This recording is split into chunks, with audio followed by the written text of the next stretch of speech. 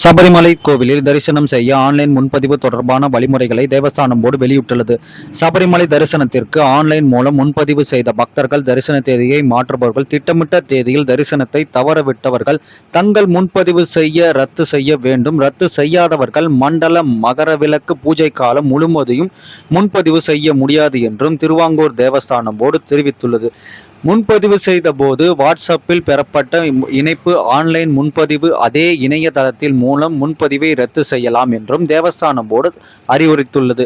திட்டமிட்ட தரிசனத்தை தவறவிட்ட பக்தர்கள் விவரங்களை ஸ்பாட் புக்கிங் மையங்களுக்கு மாற்றப்பட்டு அவர்களுக்கு உடனடி முன்பதிவிற்கு ஏற்பாடு செய்யும்.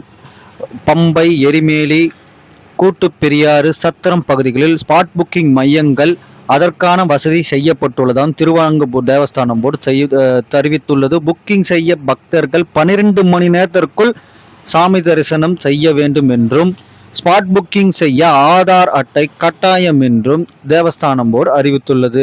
இது மாதிரி நாம் தவற விட்டவங்க கண்டிப்பா இப்படி செஞ்சுக்கிட்டீங்கன்னா சபரிமலையில் தரிசனம் செய்ய ஏதுவாக இருக்கும்னு அந்த கோவில் நிர்வாகம் சொல்லியிருக்கு. நாமளும் அது மாதிரி ஏற்ற மாதிரி அவங்களுக்கு ஒரு வழிமுறையை நாம் கொண்டு வந்திருக்காங்க. அதுக்கேற்றபடி நாமளும் இருக்கணும்னு கேட்டுக்கிறோம்.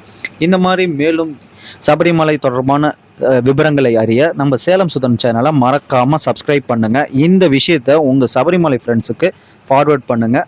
நன்றி.